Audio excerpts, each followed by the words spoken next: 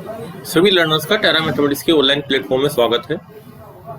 यहाँ पे आप प्रिपरेशन करते हैं TGT, PGT, NDA, JEE mains के और एडवांस के मैथमेटिक्स की। फैकल्टी मेंबर जो आपको टीच करते हैं वो नेट गेट क्वालिफाइड हैं और आपके टीजीटी पीजीटी लेवल के जो एग्जाम हैं वो उन्होंने रैंक 1 पे अचीव किए हुए हैं। तो उनके एक्सपीरियंस का, उनके टाइम मैनेजमेंट का जो एक्सपीरियंस है वो आपको पेपर सोल्व करने में हेल्प करेगा। मैथमेटिक्स में किसी भी क्वेरी के लिए आपको टेट सीरीज का कोर्स करना है या फिर वीडियो लेक्चर का कोर्स करना है 6 मंथ का, तो आप इस नंबर पर कॉन्टैक्ट कर सकते हैं या व्हाट्सएप कर सकते हैं। हमारा टॉपिक चल रहा था लीनियर अलजेब्रा में।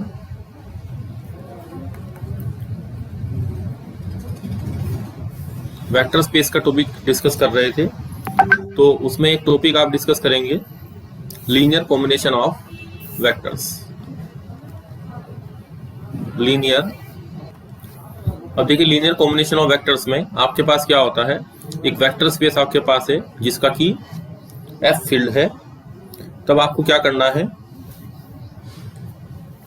कि यहां से आपको वेक्टर लेने हैं v1, v2 और v3। इस तरीके से vn तक के हमने वेक्टर ले लिए और फील्ड के जो आपके एलिमेंट हैं उनको हमने a1, a2, a3 up to an ले लिया। तब हमने क्या बनाया, वेक्टर की स्केलर से प्रोडक्ट करके एक सम बनाया a1 v1 plus a2 v2 plus up to an vn। तो ये जो वेक्टर हमारे पास आएगा, ये जो एलिमेंट्स हमारे पास आएंगे, एलिमेंट्स मतलब ये जो हमारे पास एक कंबाइन करके एक एलिमेंट जो हमारे पास आएगा उसको हमने क्या लिख दिया है, v वेक्टर लिख दिया है। तो ये जो सम आपने बनाया है जिसको मैंने हाईलाइट किया है, इसको बोलते हैं लीनियर कॉम्बिनेशन। देखिए वर्ड जो यूज हुआ है लीनियर, लीनियर का मतलब ये है कि आपने जो वेक्टर लिए हैं उन वेक्टर्स में कोई भी पावर आपने जनरेट नहीं करी है, सिर्फ आपने एडिटिव वेक्टर उठा लिए हैं जो भी हमें वेक्टर स्पेस के अंदर दिए गए हैं। कॉम्बिनेशन का मतलब है स्केलर से मल्टीप्लाई करके और उनको एडिशन करना। तो ये हुआ लीनियर कॉम्बिनेशन ऑफ वेक्टर्स। अब देखिए इसके एग्जाम्पल की स्टडी करते हैं। ये हमारे पास मैट्रिक्स है, तो जो मैट्रिक्स का हमारे पास वेक्टर स्पेस होता है उसका ये एक मेंबर हुआ। तो इस मेंबर को हमें क्या करना है, as a linear combination of matrices with scalar multiple लिखना है। तो ये मेरे पास जो बेसिक मैट्रिसेस हैं 2x2 ऑर्डर के लिए, जिनसे कि 2x2 ऑर्डर की सभी मैट्रिक्स को फ्रेम किया जा सकता है। तो हमने यहाँ क्या किया, केवल 1 से मल्टीप्लाई किया, फिर यहाँ 2 से, फिर 3 से, फिर 4 से। तो ये हमारा लीनियर कॉम्बिनेशन हुआ, जिसको हम ऐसा लिख सकते हैं a1 b1 a2 और v2 plus a3 v3 plus a4। तो ये हमारा b वेक्टर हुआ a1 b1, ये हमारा a1 है, ये a2 है, ये a3 है, ये a4 है, और ये v1 v2 v3 v4 हमारे बेसिक वेक्टर्स हो गए। तो ये आपका लीनियर कॉम्बिनेशन का सबसे आसान एग्जाम्पल जिसको हम सीख सकते हैं। नेक्स्ट एग्जाम्पल देखिए, जो हमारे पास एक्स वाई जेड एक्सिस होती है 3D स्पेस में, और यहाँ पे कोई पॉइंट आपने ले लिया 2 3 5। तो जो हमारे पास वेक्टर्स हैं 0 1 0 0 0 1 0 0 0 1, तो हमने क्या किया, लीनियर कॉम्बिनेशन बना लिया वेक्टर्स का, किसके साथ, स्केलर की मल्टीप्लाई करके। तो ये हमारा क्या कहलाया, लीनियर कॉम्बिनेशन। तो ये बी वेक्टर है, बी वेक्टर बराबर a1 v1 plus a2 v2 plus a3 v3। तो इस तरीके से हम लीनियर कॉम्बिनेशन को इजीली समझ सकते हैं। नेक्स्ट प्रॉपर्टी देखिए, इंटरव्यू के हिसाब से और नॉलेज के हिसाब से ये पॉइंट आपको आना चाहिए कि जो जीरो वेक्टर हमारे पास होता है, zero vector is always a linear combination. अब आपको हम लीनियर कॉम्बिनेशन को शॉर्ट फॉर्म में लिखेंगे LC, linear combination of any finite number of vectors. तो हम लिखते हैं जीरो वेक्टर। देखिए यहाँ पे जीरो वेक्टर या तो बुक में आपको लिखा हुआ मिलेगा कि इसको जीरो को डार्क कर देते हैं तो ये जीरो वेक्टर पढ़ाया जाता है। और ये जो जीरो सिंपल लिखा हुआ है ये हमारे पास कहाँ से आ रहा है, ये आपका फील्ड का जीरो है, क्योंकि आप स्केलर कहाँ से लेते हैं, फील्ड से लेते हैं। तो वहाँ पे भी जीरो एलिमेंट आपका होता है, क्योंकि वहाँ पे एडिशन के रिस्पेक्ट में क्या बनाता है, वो अबेलियन ग्रुप बनाता है। तो इसलिए जीरो वेक्टर को हम फाइनाइट नंबर ऑफ वेक्टर्स के लीनियर कॉम्बिनेशन की फॉर्म में लिख सकते हैं। नेक्स्ट टॉपिक देखिए, इंपोर्टेंट टॉपिक है, एग्जाम में इसमें से क्वेश्चन पूछा जाता है, linear linearly dependence of vectors, यानी कि वेक्टर्स आपके पास लीनियरली डिपेंडेंट है या इंडिपेंडेंट है। Let V over F be a vector space. A set of vectors V1 V2 up to Vn is said to be linearly dependent. इसको short में LD लिखा करेंगे अब हम। If there exist scalars, scalars कहाँ से आते हैं? फील्ड से आते हैं। लेकिन कंडीशन क्या है? ये कंडीशन इंपॉर्टेंट है, नॉट ऑल जीरो, सभी जीरो नहीं होने चाहिए। सच दैट किस तरीके से कि उनका लीनियर सम क्या, जो लीनियर कॉम्बिनेशन है वो क्या बन जाए? जीरो वेक्टर बन जाए। तो जीरो वेक्टर को मैंने दोनों तरीके से आपको लिख के बता दिया है, क्योंकि V1 V2 Vn ये तो हमारे पास वेक्टर्स हैं, ये तो हमने नोटेशन ही इनका V1 V2 V लिया है, और A1 A2 A3 An ये हमारे पास स्केलर्स की फॉर्म में लिखे जाते हैं। वेक्टर्स को हम U और V की फॉर्म में लिखते हैं अधिकतर, वैसे तो अल्फा और बीटा से भी डिनोट करते हैं कहीं कहीं, लेकिन generally V1 V2 V3 Vn और U1 U2 U3 up to Un तक हम इस तरीके से लिखते हैं। और जीरो वेक्टर को आप दो तरीके से लिख सकते हैं। अब देखिए प्रैक्टिकल अप्रोच देखिए, लीनियरली डिपेंडेंट की प्रैक्टिकल अप्रोच क्या है? If V1 V2 up to Vn are linearly dependent vectors then any one of the vector, इनमें से कोई एक वेक्टर को हम रिप्रेजेंट कर सकते हैं as a can be written as linear combination of other vectors. तो यहाँ पे हमने क्या कंडीशन बताई है आपको, जो ऊपर बताई है कि जब आप लीनियरली डिपेंडेंट वेक्टर आप बताते हैं, तो मान लिया आपने जो A1 A2 A3 An जो स्केलर्स लिए हैं, सपोज करता हूं इसमें से कि इसमें से आपका A3 नॉन जीरो है, बाकी के लिए कोई गारंटी मेरे पास नहीं है। तो जो लीनियर कॉम्बिनेशन का सम हमने जीरो बनाया था A1 V1 plus A2 V2 plus A3 V3, कम से कम एक को आपको क्या लेना पड़ेगा? नॉन जीरो लेना पड़ेगा। An Vn इक्वल टू आपके पास क्या है? Zero vector. इसको डार्क कर देता हूँ। तब यहाँ से आप क्या करेंगे, जो भी आपका कोफिशिएंट नॉन जीरो है, बाकी के लिए मेरे पास अभी गारंटी नहीं है, एक भी जीरो हो सकता है कोफिशिएंट और एक से ज्यादा भी जीरो हो सकते हैं, तो बाकी को हम क्या करते हैं? उधर भेज देते हैं। जिसकी हमें गारंटी है कि नॉन जीरो है, ये एक से ज्यादा भी हो सकते हैं। अभी मैंने सिर्फ इसमें एक कंडीशन ली है, क्योंकि ऊपर डेफिनेशन में आपको क्या कहा है कि सभी जीरो नहीं होने हैं। ऊपर डेफिनेशन में देखिए डबल टिक किया है मैंने कि सभी जीरो नहीं है, तो कम से कम एक को मैंने नॉन जीरो ले लिया है और उसी एलिमेंट को मैंने इधर रखा और बाकी एलिमेंट को उधर भेज दिया। Minus A1 B1 minus A2 V2 minus A4 V4 minus और अप टू An Vn। अब A3 मेरे पास नॉन जीरो मेंबर है, तो मैं इससे डिवाइड कर सकता हूं। तो V3 इक्वल टू माइनस का A1 upon A3 V1 minus का A2 अपॉन A3 V2, इसी तरीके से माइनस का An अपॉन यहाँ पे A3 और Vn। अब देखिए यहाँ मैंने A3 को नॉन जीरो लिया है। अगर आपका A5 भी नॉन जीरो है, सपोज कीजिए, क्योंकि कम से कम एक को नॉन जीरो होना है लीनियरली डिपेंडेंट के लिए, तो आप A5 से भी डिवाइड करेंगे, तो जो V5 वाला आपके पास वेक्टर आएगा वो बाकी का लीनियर कॉम्बिनेशन हो जाएगा। तो यहाँ से बात आपको क्लियर हुई कि अगर आपके पास V1 से Vn तक के जो वेक्टर हैं वो लीनियरली डिपेंडेंट हैं। स्टेटमेंट में देखिए मैंने इसको हाईलाइट कर दिया है, लीनियर डिपेंडेंट है, then any one of the vectors, जहां जहां कोफिशिएंट आपके नॉन जीरो हैं उन वेक्टर्स को आप linear combination of the other vectors की फॉर्म में लिख सकते हैं, क्योंकि बाकी आपके कहां जाएंगे? राइट हैंड साइड में शिफ्ट हो जाएंगे और वहां हम उस नॉन जीरो एलिमेंट से क्या कर देंगे? इसको डिवाइड कर देंगे। नेक्स्ट डेफिनेशन देखिए, linear dependence of vectors, sorry dependence वाला हम केस कर चुके हैं, लीनियर डिपेंडेंस ऑफ वेक्टर्स, ये हमें स्टडी करना है। Let V over F be a vector space, ये set of vectors V1 V2 up to Vn जो कि आपके वेक्टर स्पेस को बिलोंग करते हैं।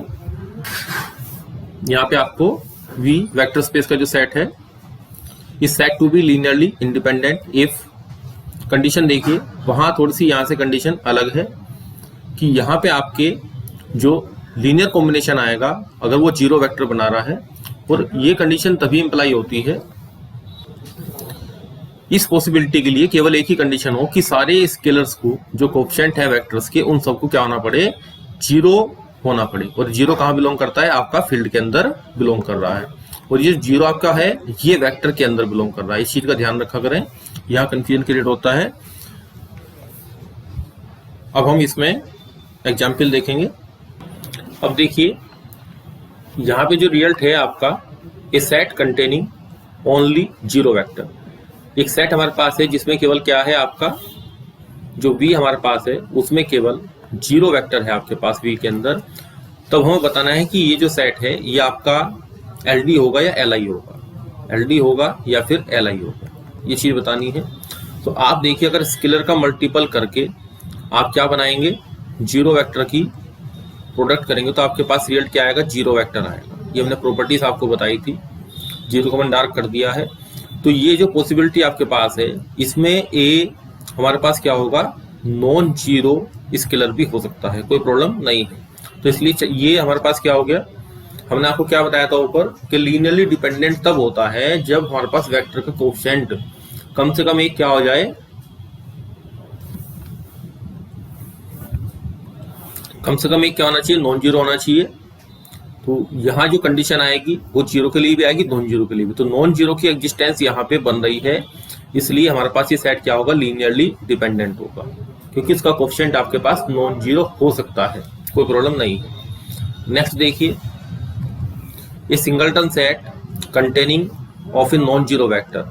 अब उसको बताना है कि आपके पास ये LI होगा या फिर LD होगा। अब आप थोड़ा सा माइंड में ऑपरेट कीजिए कि जब हमारे पास नॉन जीरो वेक्टर है जिसको मैंने V1 ले लिया है, अब इसमें हम क्या करते हैं, स्केलर की मल्टीप्लाई करके क्या बना देते हैं, जीरो वेक्टर बना देते हैं।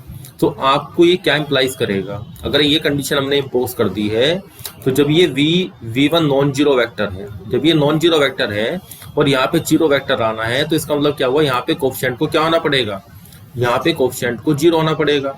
और हमने क्या कहा था कि ऐसा सेट ऑफ वेक्टर्स जिसमें लीनियर कॉम्बिनेशन में आपके सारे कोएफिशिएंट को जीरो होना पड़े, यहाँ भले ही एक ही कोएफिशिएंट है और उसको जीरो होना पड़ रहा है तो हमारा सेट क्या हो जाएगा, लीनियरली इंडिपेंडेंट हो जाएगा, यानी कि फ्री रहेगा। अब इसका थोड़ा सा प्रैक्टिकली समझिए आप, मान लें 2D में या 3D में आपका कोई वेक्टर है,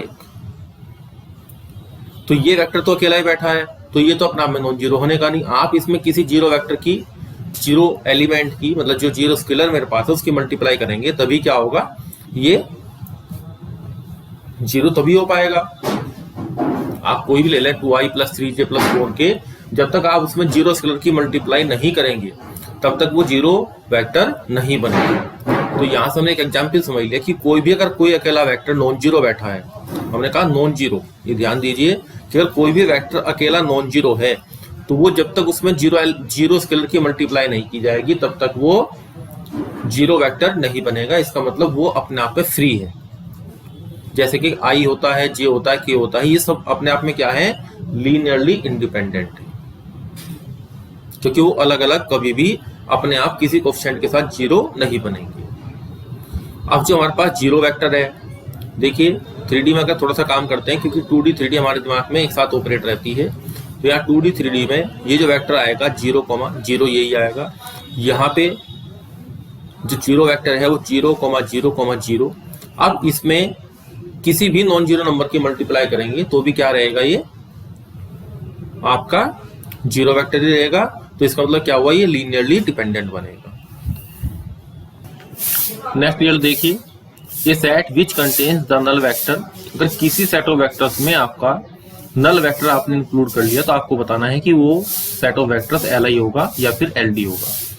तो हमने आपको एक कंसेप्ट अभी कराया था कि अगर आप किसी सेट के अंदर, सिंगलटन सेट के अंदर जीरो वेक्टर लेते हैं तो वो हमेशा अपने आप में क्या होता है, जीरो वेक्टर, वो आपके पास लीनियरली क्या रहेगा, डिपेंडेंट रहेगा। तो यहाँ पे देखिए, यहाँ पे आपके पास सेट ऑफ वेक्टर्स है और इसमें से कोई बीच वाला जो वेक्टर है rth नंबर का, वो मैंने जीरो वेक्टर ले लिया। अब एक लीनियर कॉम्बिनेशन बनाया जिसमें बाकी सारे कोएफिशिएंट जीरो हैं, लेकिन VR का कोएफिशिएंट हमने क्या ले लिया, नॉन जीरो। तो जब भी आपका कोएफिशिएंट नॉन जीरो होता है तो वो जो सेट ऑफ वेक्टर्स मेरे पास है जो मैंने यहाँ लिया है, जिसमें VR जो rth ऑर्डर का जो है वो है वेक्टर, वो कितना है, जीरो वेक्टर है, तो ये क्या हो गया, LD हो गया। तो जो आपके क्वेश्चन के अंदर ऑप्शन आएंगे उनको डिलीट करने में, उनको डिस्कार्ड करने में इन थ्योरम्स की या जो स्टेटमेंट हम आपको समझा रहे हैं इनकी आवश्यकता पड़ेगी। अब एक क्वेश्चन देखिए जो ऑब्जेक्टिव फॉर्मेट में आपके एग्जाम में आता है, यहाँ पे बस आपको ऑप्शन में लिख देता हूँ, the value of k for which the vector 1 - 2, k is a linear combination of these two vectors. के की वैल्यू आपको फाइंड आउट करनी है और ये आपके पॉसिबल ऑप्शंस हैं, आपको आंसर फाइंड आउट करना है। तो देखिए 1 -2 k, अभी लीनियर कॉम्बिनेशन है, तो इसका मतलब क्या हुआ कि यहाँ पे आपके a 3 0 -2 और प्लस b स्केलर ऐसे एग्जिस्ट करेंगे। लीनियर कॉम्बिनेशन का मतलब है कि स्केलर से मल्टीप्लाई करके आपको क्या करना है, ऐड करना है। अब यहां से एक कंसेप्ट मैं आपको और बता देता हूं कि अगर एक वेक्टर जो आपको क्वेश्चन में दिया है, ये वेक्टर इनका लीनियर कॉम्बिनेशन है, तो इसका मतलब क्या हुआ कि इस वेक्टर को आप इनके वेक्टर सम की फॉर्म में, लीनियर कॉम्बिनेशन की फॉर्म में लिख रहे हैं। तो इसका मतलब ये हुआ कि ये जो 3 वेक्टर आपके पास दिए गए हैं, ये वेक्टर्स आपके कैसे हैं, लीनियरली डिपेंडेंट है।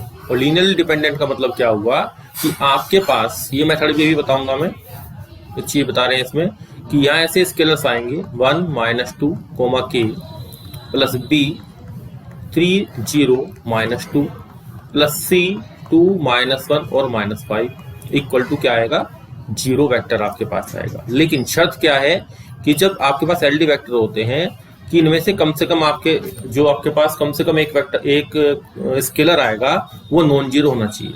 तो a b c यहाँ कंडीशन लिख देते हैं, नॉट ऑल जीरो, सभी जीरो नहीं हैं। अब आप क्या करेंगे, अब देखिए हमने कंडीशन आपको क्या बताई, A B C not all zero. अब हमने क्या किया, ए की मल्टीप्लाई इसमें की, यहाँ देखिए जहां मैंने हाईलाइट किया है, यहाँ मल्टीप्लाई की, बी की मल्टीप्लाई यहाँ की, सी की मल्टीप्लाई इस पूरे वेक्टर में करनी है वैसे तो, और फिर यहाँ पे 0 वेक्टर को लिख लिया 0 0 0। अब यहाँ से आएगा a, फिर प्लस का 3b और प्लस का 2c, ये पहली इक्वेशन बन गई। ऐसे दूसरी इक्वेशन, ऐसे ही तीसरी इक्वेशन। अभी देखिए ये होमोजीनियस सिस्टम ऑफ इक्वेशन आपको दिखाई दे रहा है, तो हमने इसको ax बराबर नल मैट्रिक्स की फॉर्म में रख लिया। अब यहाँ पे आपके पास 2 कंडीशन होती है, एक तो आपके पास ट्रिवियल सॉल्यूशन होता है 0 0 0, यानी कि सिस्टम ऑफ इक्वेशन को सोल्व करने वाला एक सॉल्यूशन तो होगा 0 0 0, जिसको कि हम क्या बोलते हैं, 0, इसको बोलते हैं ट्रिवियल सॉल्यूशन। लेकिन हमने आपको क्या बताया ऊपर कि ABC सभी 0 नहीं है, ABC सभी 0 नहीं है, इसका मतलब यहाँ पे नॉन जीरो वेक्टर इसको सेटिस्फाई करेगा। अब उसके लिए कंडीशन क्या होती है, डिटर्मिनेंट ऑफ ए को 0 होना पड़ेगा। तो हम क्या करते हैं, डिटर्मिनेंट ऑफ ए को 0 कर लेते हैं। अब यहाँ से एक शॉर्टकट डेवलप होगा थ्योरी से ही, इन 3 वेक्टर्स के लिए जब इसको 0 करेंगे, सोल्व आउट करेंगे, तो k की वैल्यू आपके पास -8 जनरेट हो जाती है। तो ये हमने सॉल्यूशन बनाया आपका लीनियरली डिपेंडेंट। जो एलडी वेक्टर्स हैं, इसमें की सारे कोएफिशिएंट आपके जो स्केलर्स होते हैं वो 0 नहीं होते, लीनियरली डिपेंडेंट। तो k की वैल्यू -8 आई। तो देखिए हमने क्या किया, इस डिटरमिनेंट को ध्यान से देखिए आप कि यहाँ पे जो आपके वेक्टर्स हैं जो क्वेश्चन में आपको दिए गए हैं, तो जो आपका पहला वेक्टर है उसको मैंने यहाँ पे इस डिटरमिनेंट के अंदर पहला कॉलम बना दिया, फिर जो दूसरा वेक्टर है 3 0 -2 उसको दूसरा कॉलम बना दिया, और जो तीसरे वाला है इसको हमने तीसरा कॉलम बना दिया। इन वेक्टर्स को आप क्या कर सकते हैं, रो भी बना सकते हैं, कोई प्रॉब्लम नहीं है, क्योंकि डिटरमिनेंट में आपका ए ट्रांसपोज अगर करते हैं तो डिटरमिनेंट की वैल्यू सेम रहती है। तो आपका शॉर्टकट हो गया कि अगर इस तरह की 3 वेक्टर आपको दिए गए हैं 1 2 और 3 क्वेश्चन के अंदर, तो आप इनसे तीनों से एक डिटरमिनेंट बना लें और डिटरमिनेंट को क्या कर दें, सीधा 0 कर दें। तो ये मेथड आपको जो मैंने सिखाया है ये आपका शॉर्टकट अप्रोच है क्वेश्चन। अगर वो कहता है कि ये 3 वेक्टर क्या हैं, लीनियरली डिपेंडेंट है, या वो ये कहता है कि एक दोनों का, इन बाकी दोनों का लीनियर कॉम्बिनेशन है, तो हम अगर लीनियर कॉम्बिनेशन, हम मेथड फर्स्ट पे आ जाइए। सेकंड मेथड मेरा कंप्लीट हो चुका और उससे मैंने एक शॉर्टकट भी डेवलप करके दिखा दिया आपको। तो काफी सारे क्वेश्चन आपके सोल्व आउट हो जाएंगे। अब हम डेफिनेशन पे चलते हैं। हमने क्या किया कि यहाँ पे इसको according to the question as a linear combination बनाया। लीनियर कॉम्बिनेशन बनाने के बाद इक्वलिटी होल्ड करी, तो 1 इक्वल टू कितना आया, 3a और प्लस का 2b। एक इक्वेशन ये बनी, फिर दूसरी बनी -2 इक्वल टू, यहाँ पे a की मल्टीप्लाई 0 और माइनस का b, और तीसरी condition k equal to -2a और -5b। अब यहाँ से बीच वाले से b की वैल्यू 2 आ गई, 2 की वैल्यू यहाँ रखें आप, तो 1 इक्वल टू 3a और प्लस का 2 2 या 4 और 3a इक्वल टू आपका माइनस का 3, तो a इक्वल टू आपके पास आ गया माइनस का 1। अब ये a और b की वैल्यू आप यहाँ रख दें, तो यहाँ से k की वैल्यू आपकी आ गई माइनस के 4 और माइनस के 5। यहाँ थोड़ा करेक्शन करना पड़ेगा, यहाँ पे a की वैल्यू रखेंगे तो ये वैल्यू 2 आएगी और ये माइनस का 10, तो ये माइनस का 8 आ गया। तो यहाँ से k की वैल्यू कितनी आई, माइनस का 8 आई। तो देखिए लीनियर कॉम्बिनेशन में पूरा सिस्टम जनरेट करना पड़ा यहाँ पे। अगर हम लीनियर कॉम्बिनेशन वाले मेथड से चलते हैं तो आपको क्या करना पड़ा, यहाँ पे इक्वलिटी होल्ड करनी पड़ी, फिर a और b की वैल्यूज जो मैंने आपको फाइंड आउट करके दिखाई है ये फाइंड आउट करनी पड़ी, और ये वैल्यू थर्ड इक्वेशन में हम पुट करेंगे। ये वैल्यू आप थर्ड में पुट करेंगे तब हमारे पास क्या आएगा, k की वैल्यू आएगी। अब अगर आप क्या करते हैं, जो मेथड मैंने आपको सेकंड सिखाया है कि जो वेक्टर आपके पास दिए गए हैं उनको हम क्या बना लें, 3 0,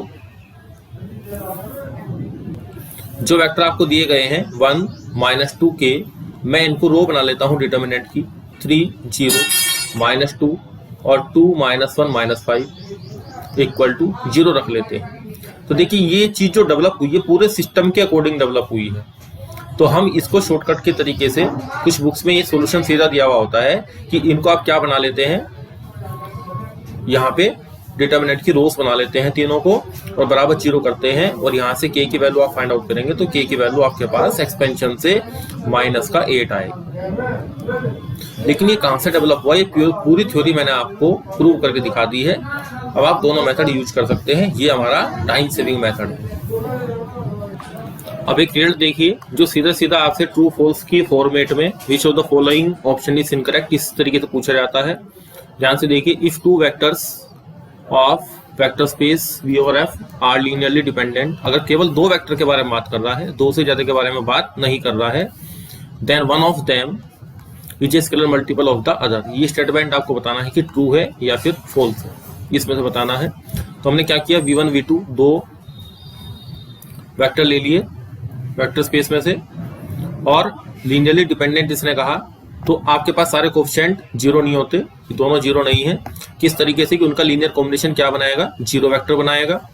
अब ए कहाँ बिलोंग कर रहा है, आपका स्केलर है, फील्ड को बिलोंग कर रहा है, और फील्ड के अंदर जितने भी नॉन जीरो एलिमेंट होते हैं वो क्या बनाते हैं, अपना इनवर्स बनाते हैं। तो यहाँ पे इनवर्स एग्जिस्ट करेगा, इनवर्स एग्जिस्ट करेगा तो हम उसको अप्लाई कर सकते हैं यहाँ पे।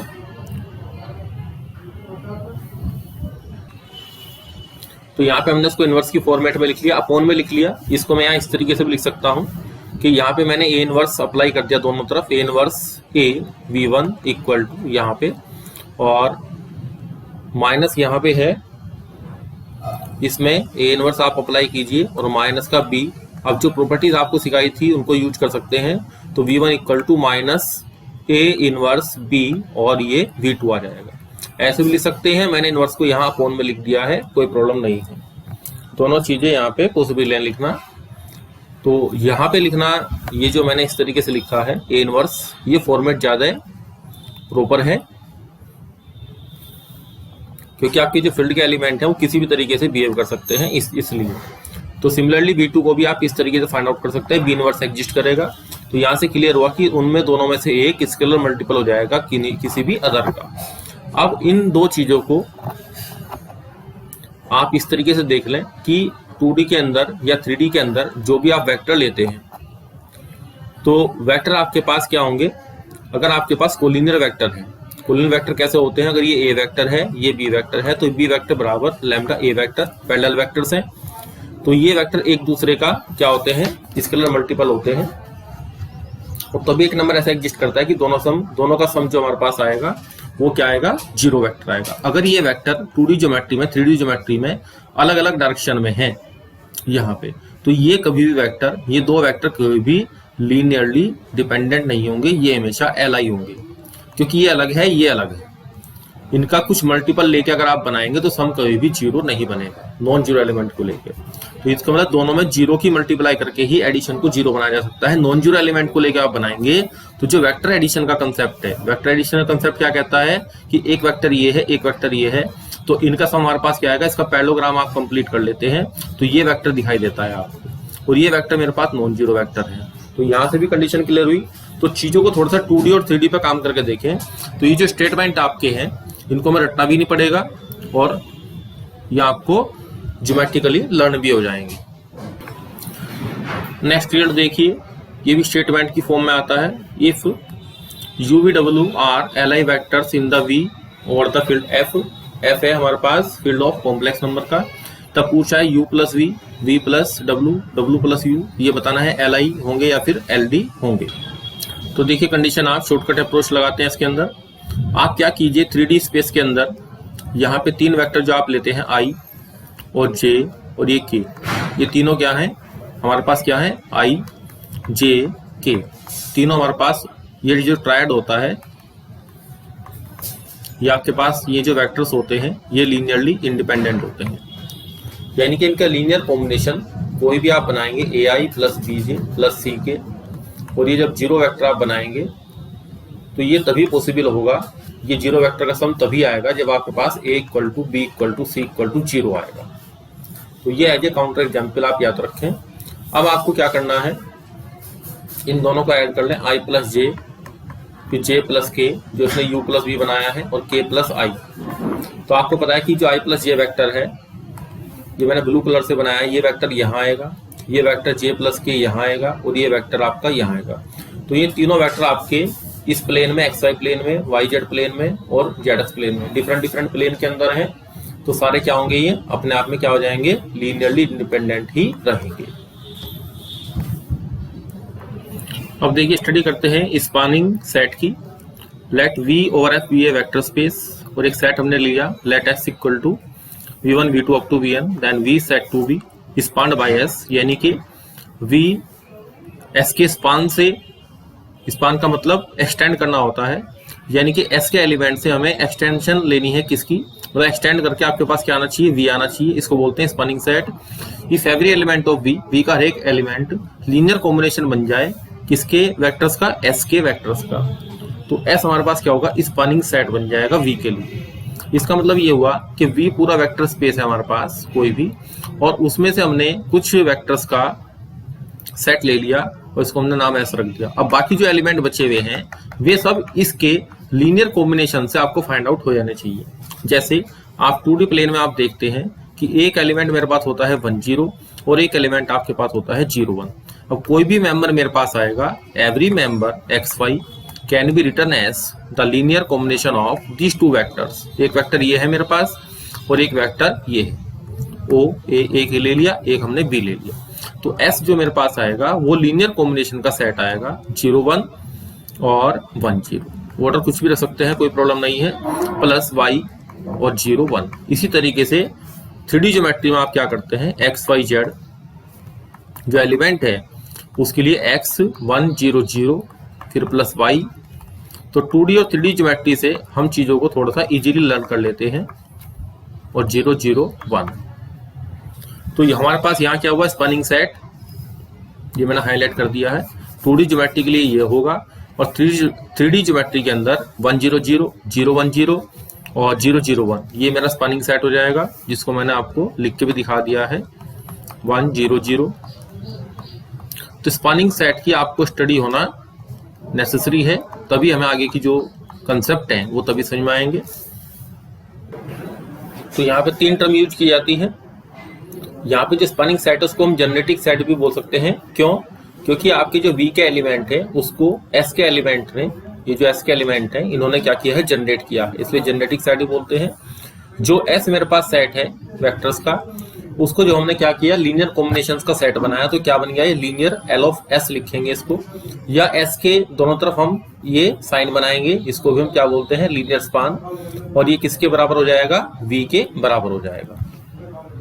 नेक्स्ट प्रॉपर्टी देखिए जो आपके क्वेश्चंस को करने में काम आएगी, कि किसी वेक्टर स्पेस में जो L ऑफ S, एक सेट आपको S दिया होगा, उसको जब आप लीनियर स्पान बनाएंगे तो वो स्मॉलेस्ट सब स्पेस बन जाता है। तो इस वर्ड को ध्यान रखेंगे, ये स्मॉलेस्ट सब स्पेस बन जाता है, जो कि आपने L ऑफ S बनाया है, S को स्पान करके, जो स्पानिंग सेट तो हमारे पास S होता है, और जो अपने लीनियर स्पान बनाया है तो S को कंटेन करने वाला वो स्मॉलेस्ट सब स्पेस होता है।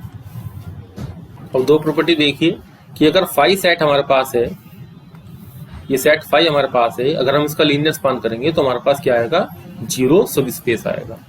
दूसरी बात, अगर S1 S2 का सबसेट है तो उनके लीनियर स्पान भी एक दूसरे के सबसेट होंगे। नेक्स्ट देखिए, हमारे पास 3D स्पेस है और उसमें हमने 2 सेट लिए हैं। अब मुझे क्या देखना है कि जो मेरे पास V जो वेक्टर स्पेस है R3/R, ये S1 से स्पान हो रहा है, ये S1 के स्पान से फाइंड आउट होगा, या V को मैं लीनियर स्पान ऑफ S2 ये भी लिख सकता हूँ। ये चीज़ देखनी है। तो देखिए यहाँ पे आपके पास जो एलिमेंट्री वेक्टर हैं, जिससे कि मेरा पूरा जो ट्रिपलेट है एक्स वाई जेड यहाँ से बन जाता है, और यहाँ भी हमारे पास यही दिया है, लेकिन इसमें एक एलिमेंट आपको S1 में एक्स्ट्रा दिया है, तो इससे कोई प्रॉब्लम नहीं है, क्योंकि ये जो एलिमेंट हमारे पास है ये इन तीनों का लीनियर कॉम्बिनेशन ही है। तो अगर कोई एक्स्ट्रा वेक्टर इसके अंदर आ जाता है तो भी क्या करेगा, ये आपका इसका जो लीनियर स्पान आएगा S1 का, यहाँ जो हमने लिखा है इसको मैंने हाईलाइट कर दिया है, ये जो L ऑफ S1 है ये भी 3D स्पेस बनाएगा, और S2 का जो लीनियर स्पान बनाएंगे वो भी आपका 3D स्पेस बनाएगा। तो यहाँ से एक बात मतलब जो अराइज हुई कि क्या हम किसी सेट के अंदर जो हम लीनियर स्पान बनाते हैं, जो आप L ऑफ S बराबर V लिखते हैं, तो S पे हमारे पास मिनिमम नंबर ऑफ एलिमेंट होने चाहिए, क्योंकि हमने एक जगह 4 रखे, अगर हमने यहाँ पे एक एलिमेंट और इंजर्ट कर दिया 5वां, तो वो भी स्पान करके V बनाएगा जो आपका 3D स्पेस है। तो यहाँ एक चीज अराइज हुई कि मिनिमम नंबर ऑफ एलिमेंट कितने रखे जाएं, जो आपका स्पैनिंग सेट है उसमें मिनिमम नंबर ऑफ एलिमेंट्स कितने रखें कि आपका L ऑफ S, क्योंकि हम हमेशा मिनिमम की तरफ काम करते हैं कि मिनिमम वर्किंग में आपकी मैक्सिमम वर्किंग हो जाए, यानी कि इसमें कितने मिनिमम नंबर ऑफ एलिमेंट आप इसमें इंजर्ट करेंगे कि इनका लीनियर स्पान क्या बनाएगा, V सेट को जनरेट कर देगा। तो यहीं से एक शुरुआत होती है नेक्स्ट कंसेप्ट की, बेसिस ऑफ वेक्टर स्पेस। तो देखिए कहीं भी कोई नई चीज तभी बनाई जाती है जब उसकी रिक्वायरमेंट होती है। तो यहाँ पे हमने स्पैनिंग सेट तो बना लिया, लेकिन मिनिमम नंबर ऑफ एलिमेंट की जो रिक्वायरमेंट थी वो वहां पे फुलफिल नहीं हो पाई। तो हमने फिर क्या कहा, एक बेसिस, एक नाम दिया। तो यहाँ पे let V be a vector space,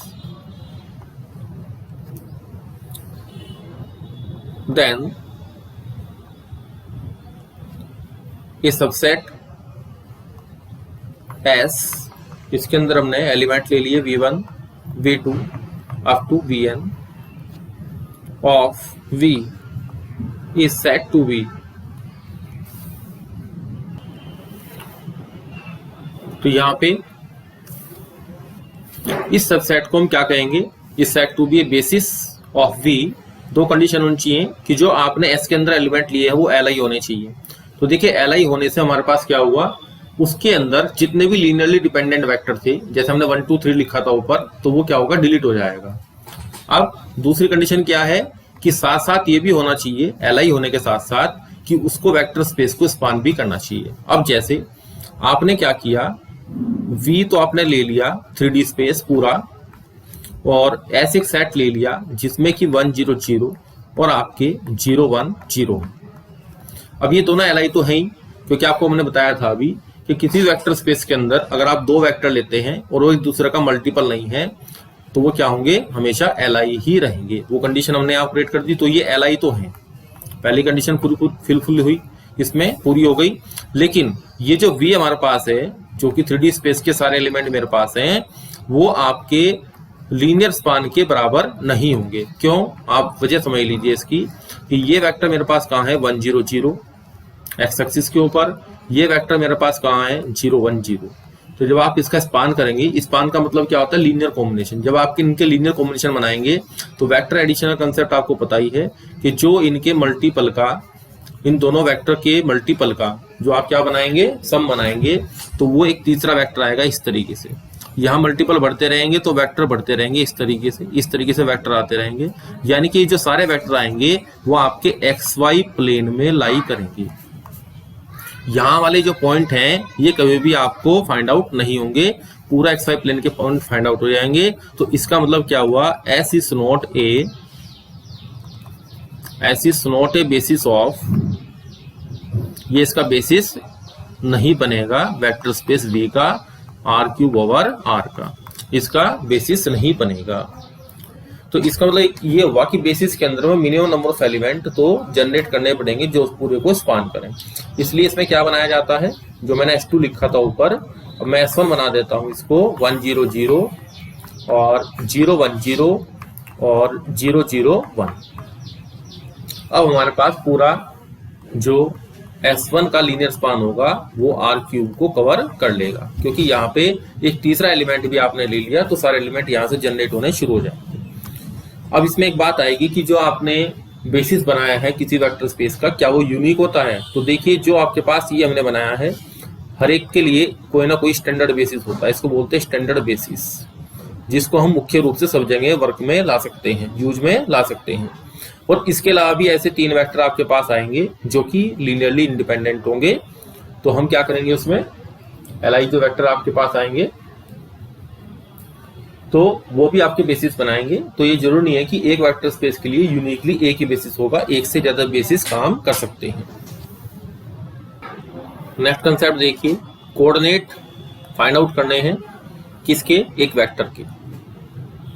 अब देखिए, ये जो कंसेप्ट जनरेट हुआ है 2D ज्योमेट्री के अंदर, आप क्या करते हैं, यहाँ कोई पॉइंट P बनाते हैं और यहाँ पे x और y लिखते हैं। तो बेसिकली आपका जो x, y होता है, वहां पे तो हम केवल ये कहते हैं कि ये पॉइंट हम x एक्सिस की डायरेक्शन में x दूरी चले और y एक्सिस की डायरेक्शन में y दूरी चले। बस इतना ही कंसेप्ट वहां पे सिखाया जाता है छोटी क्लासेस के अंदर। अब इसी कंसेप्ट को थोड़ा सा एलोबरेट करेंगे। यहाँ पे हमारा जो बेसिस है वो आपका 1 0 और क्या होता है 0 1, क्योंकि हर एक एलिमेंट को इनके लीनियर कॉम्बिनेशन की फॉर्म में आप लिख सकते हैं। अब ये नंबर बदलते रहेंगे और आपके पास पूरा 2D प्लेन आ जाएगा। अब आपको क्या करना है, अब बात आ रही है कोऑर्डिनेट की, तो आप इसको क्या बोलते हैं, इस पॉइंट P का x कोऑर्डिनेट और इसको बोलते हैं y कोऑर्डिनेट। तो यहां भी एक वर्ड यूज किया गया, कोऑर्डिनेट ऑफ ए वेक्टर।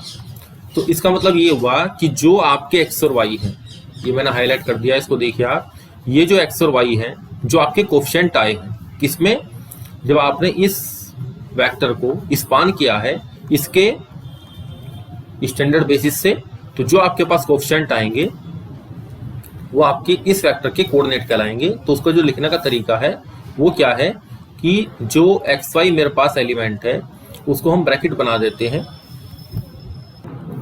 तो उस कोऑर्डिनेट को आप क्या करते हैं, इस तरीके से कॉलम वेक्टर में इस तरीके से लिख देते हैं। तो डिफरेंट बेसिस के रेस्पेक्ट में अगर आपने कोई डिफरेंट बेसिस लिया तो ये इसका कोऑर्डिनेट है with respect to the standard basis जो हमने क्या लिया है, S 1 0 और 0 1, इसके रेस्पेक्ट में 0 1। तो यहाँ पे इसके रेस्पेक्ट में है। अगर आपने स्टैंडर्ड बेसिस को छोड़ ले लिया, यहाँ पे आपने ले लिया 1 0 और एक वेक्टर ले लिया 1 2, तो 3D स्पेस में एक ये वेक्टर और 2 वेक्टर जब भी आप लेते हैं 2D स्पेस के अंदर, वो हमेशा क्या होते हैं, अगर एक दूसरे का मल्टीपल नहीं है तो वो आपके Li हो जाते हैं। ये हमने 1 2 ले लिया। तो हम क्या कर सकते हैं, इस एलिमेंट को, किसी भी एलिमेंट को, जैसे 1 2 है तो आपके पास इसका जो कोऑर्डिनेट आएगा अकॉर्डिंग टू द S, ये तो आपके पास 1 और 2 ही आएगा। लेकिन अगर आपने क्या किया, एलिमेंट तो आपने 1 2 लिया और आपके पास स्टैंडर्ड बेसिस आपका कितना आ गया, 1 0 और 1 2, तब यहाँ पे एलिमेंट 1 2 नहीं आएंगे, यहाँ पे एलिमेंट कुछ और आएंगे। उसको निकालने का तरीका मैं आपको बता देता हूँ। अब आप क्या करेंगे, 1 2 को as a combination of A 1 0 plus B 1 2 ऐसे लिखेंगे। फिर 1 किसके इक्वल होगा, A प्लस B के, और 2 इक्वल होगा 2 B के। तो यहाँ से B इक्वल टू 1 आएगा और A इक्वल टू, यहाँ पे जब 1 रखेंगे तो यहाँ पे, सॉरी मैंने 1 2 ही ले लिया। अब मैं इसको थोड़ा सा यहाँ से चेंज करता हूँ, इसको 1 3 कर देता हूँ, तो थोड़ा सा आपकी कैलकुलेशन सही बैठेगी। तो 1 3 में यहाँ पे 1 और सिमिलर हो गया इस तरीके से ही। तो यहाँ पे कितना हुआ, 1 3 हो गया। इक्वेशन सोल्व कर लेते हैं। तो 1 0 और यहाँ पे क्या हुआ, 1 3। अब आप देखिए इक्वेशन किस तरीके से बनेगी, A प्लस B और यहाँ से 2 बराबर बनेगा 0 प्लस यहाँ पे 3B। तो b की वैल्यू यहाँ पे कितनी आएगी, b की वैल्यू आई आपके पास 3/2 और सॉरी 2/3, ये वैल्यू आएगी 2/3 और यहाँ पे वैल्यू पुट करेंगे तो 1 माइनस b की वैल्यू 2/3, तो ये वैल्यू कितनी है 3 × 3 1/3। तो इसका मतलब ये हुआ कि जो यहाँ पे हम आपको सिखाने की कोशिश कर रहे थे कि 1,3 जो मेरे पास एलिमेंट है, इसका जो S1 के रिस्पेक्ट में, S1 भी मेरा बेसिस है, तो S1 के रिस्पेक्ट में जो इसका कोऑर्डिनेट आएगा वो कोऑर्डिनेट किस तरीके से लिखा जाएगा, यहाँ पे जो ए बी एलिमेंट आपके पास आए, जो आपके कोएफिशिएंट आए ए और बी, ए कितना आया आपके पास 1/3 और बी कितना आया 2/3, तो ये लिखा जाएगा। तो स्टैंडर्ड बेसिस में तो जो आपके कोएफिशिएंट जो आपके पास ऑर्डर पेयर है, यहाँ देखिए जहां मैंने हाईलाइट किया है, यहाँ पे 1,3 है तो यहाँ पे 1,3 आएगा। ये स्टैंडर्ड बेसिस या ऑर्डर बेसिस के रेस्पेक्ट में होता है। अगर आपका जो बेसिस है वो चेंज हो गया तो आपके कोऑर्डिनेट ऑफ ए वेक्टर भी आपके चेंज हो जाएंगे। तो इस तरीके से आपको जो 10th क्लास का कंसेप्ट था 9th क्लास का कि एक्स कोऑर्डिनेट और वाई कोऑर्डिनेट, वहां पे जो कोऑर्डिनेट वर्ड जनरेट हुआ उसको हमने क्या किया, यहाँ पे थोड़ा सा एक्सटेंड कर दिया है। जैसे एक एग्जाम्पल मैं आपको और बता देता हूं कि जैसे आपके पास अभी हमने एक मैट्रिक्स बनाई थी 1 2 3 4 और हमने इनको लीनियर कॉम्बिनेशन लिखा था 1 0 0 1 0 0 प्लस 2 0 1 0 0, ये लिख के दिखाया था कि इस वेक्टर को यहाँ पे 3 0 1 0 0 और प्लस 4 और 0 0 0 1। तो ये हमारे पास, जब आप अभी मैं आपको कुछ स्टैंडर्ड बेसिस लिखवाऊंगा तो वहां से आपको पता लगेगा कि ये हमारे पास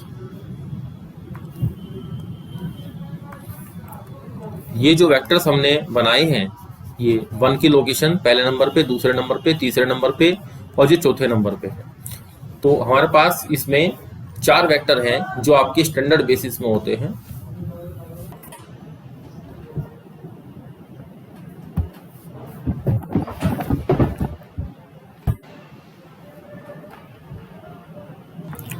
अब देखिए यहाँ पे हम क्या करते हैं, कुछ इंपॉर्टेंट वेक्टर स्पेस और उनके बेसिस और उनके डायमेंशन के बारे में बात करेंगे।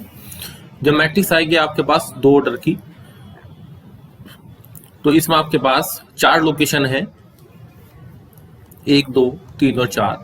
तो सब जगह 1 रहेगा, बाकी सब जगह आपका 0 रहेगा। तो यहाँ पे वेक्टर स्पेस के अंदर यहाँ पे जो आपने बेसिस बनाया है इसके अंदर 4 एलिमेंट आए हैं, तो 4 लोकेशन है, तो इसको हम लिखेंगे 2²। अगर यहाँ पे मैट्रिक्स में कर देता हूं ऑर्डर n की, तो यहाँ पे टोटल नंबर ऑफ एलिमेंट कितने होते हैं आपके पास, n² होते हैं, क्योंकि यहाँ पे 4 लोकेशन है। अगर n ऑर्डर की मैट्रिक्स होगी तो उसमें n हमारे पास क्या होंगी, n² पोजीशन होंगी जहां पे हमें 1 1 रखना है, बाकी सारे एलिमेंट 0 करने हैं। तो इस केस में जो आपकी डायमेंशन आएगी ऑर्डर n की, वो आपके पास क्या आएगी, n² आएगी। अब polynomial of degree less than equal to n, तो इसमें क्या आएगा आपका 1x x² x की पावर n-1। तो इसमें जो नंबर ऑफ एलिमेंट है, यहाँ पावर आपकी 1 से शुरू हो रही है, n-1 तक जा रही है, और एक एलिमेंट आपके पास ये है कांस्टेंट वाला 0। तो जो भी आप पोलिनोमियल बनाएंगे, डिग्री n की बनानी है हमें, तो यहाँ पे सॉरी n-1 नहीं आएगा, यहाँ पे आपके पास जो डिग्री n की आएगी यहाँ पे n आएगा, और यहाँ पे जो डायमेंशन आप करेंगे, क्योंकि डिग्री n की बनानी है, तो यहाँ पे n+1 जो डायमेंशन आपके पास आएगी वो n+1 आएगी। अब थर्ड देखिए, जो सेट ऑफ कॉम्प्लेक्स नंबर आपके पास है जिसको आप c से डिनोट करते हैं, ये सेट ऑफ कॉम्प्लेक्स नंबर आपके पास होता है। तो यहाँ पे x और y रियल नंबर होते हैं। यहाँ पे आपको क्या करना है, एक नंबर x मेरे पास है, एक हमारे पास आयटा इंटू y है, तो यहाँ पे आपका 1 आयटा, ये हमारे पास क्या बन जाएगा, बेसिस सेट। इसमें नंबर ऑफ एलिमेंट 2 हैं, तो इसकी डायमेंशन 2 हो गई। अब r²/r, तो यहाँ पे आपके पास क्या आएगा, 1 0 और 0 1, 2 लोकेशन 2D ज्योमेट्री मैंने आपको सिखाई है, इसको दिखाया भी था कि यहाँ पे आपके 2, जिसको हम i और j भी लिखते हैं, वो आएंगे, li वेक्टर है, तो ये डायमेंशन 2 हो गई। r³ में 1 की पोजीशन 3 जगह आएगी, पहले नंबर पे, दूसरे नंबर पे, तीसरे नंबर पे, तो डायमेंशन 3 हो जाएगी। अब देखिए c²/r, तो यहाँ पे एक चीज ध्यान देने वाली है कि यहाँ पे जो c² का मतलब है c × c, अब सी क्रॉस सी का मतलब है कि जो आपके पास ऑर्डर्ड पेयर आएंगे उसमें पहला नंबर भी आपके पास कॉम्प्लेक्स नंबर होगा, दूसरा नंबर भी कॉम्प्लेक्स नंबर होगा।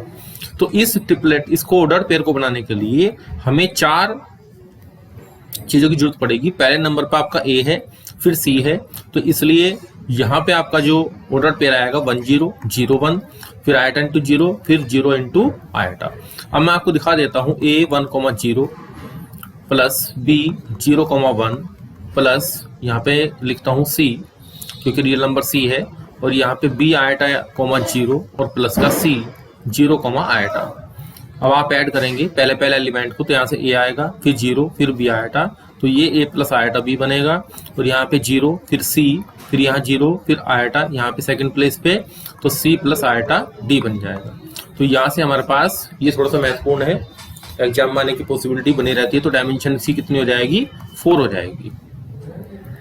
इसको आप ऐसे भी समझ सकते हैं कि पहला नंबर का जो आपको, पहले नंबर को जो फिल करने के तरीके हैं उसको 2 हैं, दूसरे नंबर को फिल करने के जो मेथड है यानी कि बनाने के जो तरीके हैं वो 2 हैं, तो इसलिए हमारे पास 4 आंसर आया।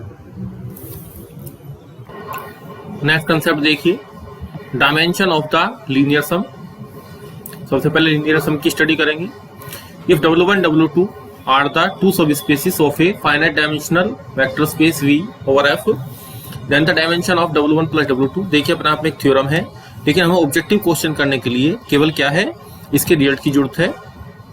तो dimension of W1 plus dimension of W2, final dimension of W1 intersection W2। तो देखिए आपने जब सेट थ्योरी की स्टडी की थी तो आपके पास एक रिजल्ट था N of A union B बराबर N of A plus N of B minus N of A intersection B। तो ठीक उसी तरीके से यहाँ एक फॉर्मूला आपके पास क्या हुआ, डेवलप होके आ गया। बस यहाँ पे यूनियन की जगह क्या है, बाकी सब चीजें सेम है। डायमेंशन का मतलब भी हमारे पास NC होता है बेसिकली, तो उसी तरह का फॉर्मूला हमारे पास डेवलप हो गया। और यहाँ पे यूनियन की जगह यहाँ पे आपके पास लीनियर सम आ रहा है इनका। नेक्स्ट देखिए, if W1 and W2 are disjoint subspaces. Disjoint का मतलब होता है कि उनका इंटरसेक्शन क्या होता है, यहाँ पे 0 सब स्पेस आता है। अब आपके पास जब हम सेट की स्टडी करते हैं तो अगर इंटरसेक्शन 5 हो जाता है तो 5 को हम क्या कहते हैं, जिसमें नंबर ऑफ एलिमेंट 0 हो जाते हैं, तो वो यहाँ पे वो जो केस है वो 0 सब स्पेस के लिए होता है। इसको थोड़ा सा ध्यान रखेंगे। Then the dimension of W1, और ये हमारे पास क्या आ गया, ये जो साइन हमने यूज किया है ये साइन आ गया आपके पास डायरेक्ट सम का, क्योंकि अगर हम इसमें क्या करते हैं, अगर W1 और W2 का इंटरसेक्शन हमारे पास 0 सब स्पेस होता है तो ये डायरेक्ट सम जो हमारे पास आएगा, तो यहाँ पे इसकी डायमेंशन कितनी हो जाएगी, 0 सब स्पेस की डायमेंशन क्या काउंट होती है, 0, और डायमेंशन ऑफ W1 प्लस ऊपर वाले फॉर्मूले से यहाँ पे dimension of W1 plus dimension of W2। अब एक तीसरा केस देखिए, अगर V ओवर F ये जो वेक्टर स्पेस है ये फाइनाइट डायमेंशनल वेक्टर स्पेस है और ये डायरेक्ट सम बन जाता है किसका, W1 और W2 सब स्पेसिस का, तो डायमेंशन जो V की आएगी ऊपर वाला फॉर्मूला वैलिड हो जाएगा यहाँ पे, क्योंकि इंटरसेक्शन में, क्योंकि V हमारे पास क्या है, डायरेक्ट सम है किसका, W1 और W2 सब स्पेसिस का, तो जो उनका इंटरसेक्शन होगा वो हमारे पास क्या आएगा, 0 सब स्पेस आएगा, तो इसलिए ऊपर वाला फॉर्मूला यहाँ पे वैलिड हो जाएगा। बस यहाँ पे और यहाँ पे अंतर ये है कि यहाँ पे जरूर नहीं था कि V बराबर W1 डायरेक्ट सम W2 हो जाए। यहाँ पे केवल हम किसकी बात करते हैं, ये मैंने हाईलाइट किया है, W1 direct sum of W2, और यहाँ पे V हमारे पास किसके बराबर, V पूरा दोनों के सम के बराबर है, डायरेक्ट सम के बराबर है, तो यहाँ पे डायमेंशन इस तरीके से आएगी। देखिए जो ऊपर थ्योरी हमने पढ़ाई आपको उसके बेस पे क्वेश्चन करते हैं। आपको W1, W2, W3 तीन आपके पास सबसेट दिए हैं और आपको डायमेंशन W1 की, W ये ऑप्शन देखने की कौन सा ऑप्शन इसमें से ट्रू है कि इनकी तीनों की डायमेंशन 1 हो जाए, W1 और W2 के डायरेक्ट सम की डायमेंशन 2 हो, या फिर W1 W3 के W3 के डायरेक्ट सम की डायमेंशन 2 हो, या फिर तीनों ऑप्शन आपके पास ट्रू है। अब देखिए किस तरीके से क्वेश्चन सोल्व करेंगे। सबसे पहले जो भी आपके पास 2D 3D ज्योमेट्री के जो क्वेश्चन होते हैं उनका थोड़ा सा प्रैक्टिकली बना के देखें। जो पहला मेरे पास सेट है W1, इसमें A, 0 ये जो आपको दिया गया है, तो A बदलता रहेगा और आपके पास इसको मैं ऐसे लिख सकता हूँ A 1, 0, तो A बिलोंग्स टू क्या है, R, यानी कि जैसे जैसे ये चेंज होता रहेगा ऐसे ऐसे हमारे पास ये नंबर, ये जो पॉइंट्स हैं ये ऑब्टेन होते रहेंगे। तो जो W1 हमारे पास है, इसकी जो डायमेंशन आपके पास आएगी वो कितनी आएगी, 1 आएगी, क्योंकि एक एलिमेंट से हमारे पास पूरा W1 जनरेट हो रहा है। इसी तरीके से जो आपके पास W2 है उसकी डायमेंशन कैसे निकालेंगे, यहाँ पे देखिए 0, B बिलोंग्स टू R है, और यहाँ पे B का हम कॉमन ले लेंगे, तो यहाँ पे इस एलिमेंट से सारे एलिमेंट जनरेट हो जाएंगे वाई एक्सिस के। इसकी डायमेंशन भी कितनी है, 1 है। अब जो तीसरा हमने सेट लिया है, ये इस पे पॉइंट कौन से हैं, C, वाले, तो उसको C को कॉमन लेंगे तो 1, 1, यानी कि 1, 1 हमारा जनरेटिंग एलिमेंट हो गया। तो इसलिए यहाँ पे डायमेंशन आपके पास कितनी हो गई, डायमेंशन ऑफ W3, ये भी डायमेंशन 1 हो गई।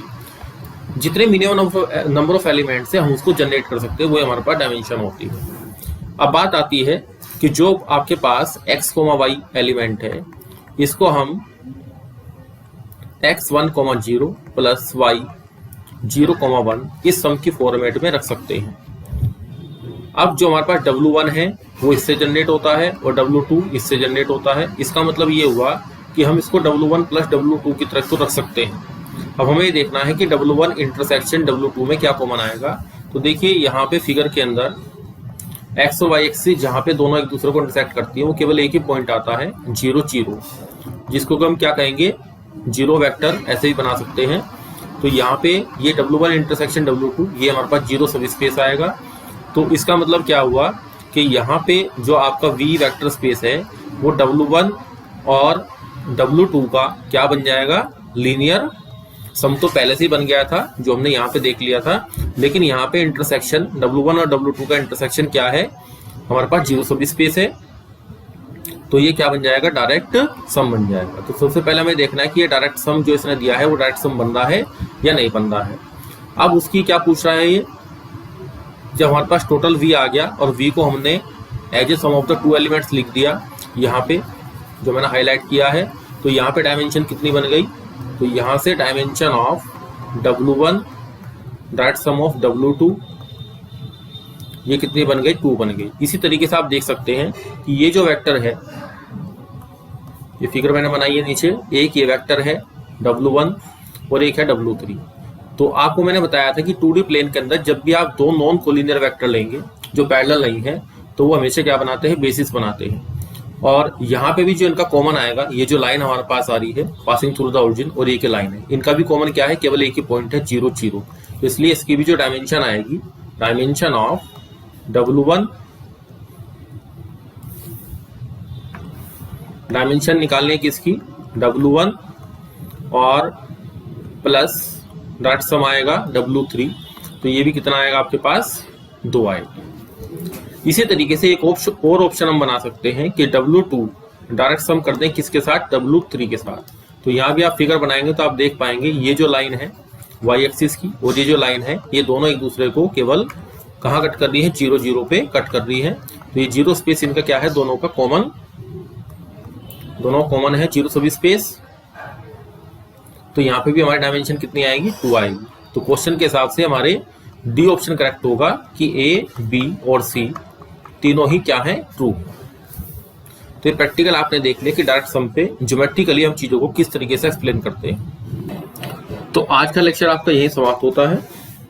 आपका नेक्स्ट जब लेक्चर शुरू होगा तो उसमें लीनियर ट्रांसफॉर्मेशन शुरू करेंगे, और एक लेक्चर आपका बीच में और आएगा जिसमें कि आप जितना हमने अब तक पढ़ा दिया उनके क्वेश्चंस की प्रैक्टिस करेंगे जो कि प्रीवियस ईयर एग्जाम्स में आपके ऑल इंडिया लेवल पे आए हुए हैं। Thank you very much.